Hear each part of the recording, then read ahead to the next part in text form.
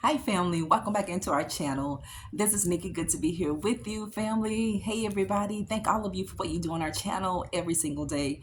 Thank all of you for all of your prayers, all of your acts of kindness. Thank you all for supporting that book, Becoming a Master of Divine Consciousness. I'm telling you, your life is getting ready to shake up the kingdom of darkness. Your life is getting ready to be restored. You're going to be transformed. You're going to be renewed. You're going to be revived. You're going to be resuscitated. I feel a lot of you in my spirit. This is what the Lord is saying to you today, family of God. I know you're in a tight place. I know so many of you have been just crying out to God from the depths of your soul, from the depth of your heart. You've been obeying God to the best of your ability. You've been doing the best that you possibly can. And God says that's enough. Don't let the devil condemn you. I know what it feels like to be in that Garden of Gethsemane experience. I know what it feels like to be in that olive press. I know what it feels like to be in the wilderness for years. Yes, I was in the wilderness for years. Didn't think I was going to get out. A lot of times I didn't see my way clear. A lot of people that were with me along the way, they dropped off. It's like a bad apple. It's like a bad piece of fruit that is so much weight that it's going to fall off of that tree. Things are going to die out because they're not beneficial. People are going to drop out of your life along the way because their part of your story is over. You're in the wilderness, and God is telling you not to give up. He's telling you, he that endured to the end shall be saved. God is telling you, because you belong to him. He said all these things, that's right, every single one of them, all of them, total. He said they're going to work together for your good because you're mine. I call you according to the plan that I have for your life.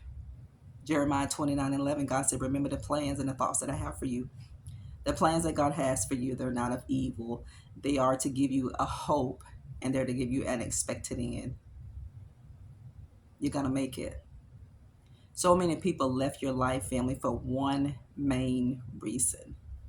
But from this day forward, I pray that you will stop caring. I pray that you will gain the closure that's right before you. People left your life and they want to return because they know you couldn't be replaced.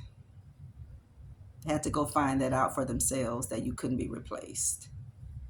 You can go replace a physical person, but the spirit on the inside of you couldn't be replaced. They looked in so many places. But do you know why God did that? God said he allowed these things to be so that I could have your undivided attention. Sometimes we become too codependent on people, and we become too codependent on things that really don't matter, that are really temporary. Sometimes we become too codependent, and sometimes we become too emotionally attached to things and people that are not beneficial to our life. So God said I had to cause a disruption. Anytime God causes a disruption in your life, I want you to look for an open door, because God has set an open door before you. He set blessings before you. The enemy came to kill, steal, and destroy your life. But God said, I came that you may have life and have it in abundance. God came that you would have life until it overflows. You're in the wilderness and you've been crying out for a long time. You've done all that you know how to do. When God told you to sow a seed, you sowed it. And you're still in that place. But listen to me, family. You are not in the same place that you were. I want you to see your situation changing in the realm of the spirit before you actually see the physical change. You are a spirit. You have a soul, and you live in a body. Your spirit, man, has a bigger voice than your mouth can ever produce. You're being processed. Processed for what, Nikki? You're being processed for this assignment that God has set before you. God had to make sure that your spirit man was strong. He has to make sure that that inner man is strong. When you come out of this trial, you are going to understand why you had to go through every single thing that you had to go through with.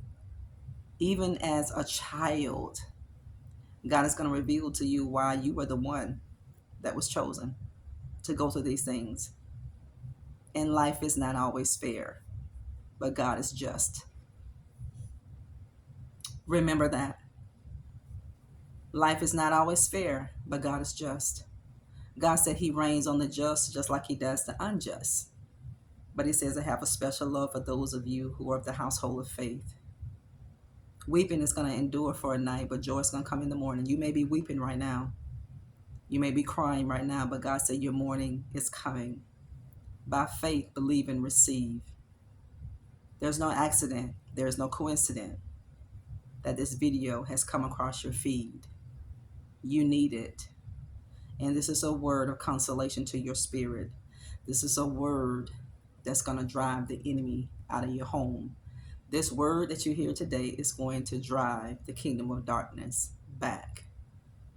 You're going to put your foot on every demonic entity that is trying to steal, kill, and destroy your life. You're already an overcomer. I want you to see yourself as an overcomer, because as you think in your heart, that's who you are. It's tough. The wilderness experiences are so difficult. They're so challenging. But this is the time that God is building that greatness on the inside of you. God is nurturing every gift that he put on the inside of you, because the road ahead, you're going to need it. Your spiritual growth is what God is after. God has heard your cry, family. God has heard your supplication. To those of you who have been waiting, I mean waiting for a long time. You've been waiting for years. God said he's going to make it worth your wait. It always pays to obey God. And it always pays to wait on God. Listen, family. It is how we wait. Whenever God has us in a season to wait, let's wait in gratitude, because whenever you're grateful, it opens up the heavens for you. I love y'all so much. Thank you for all you do here daily. Don't get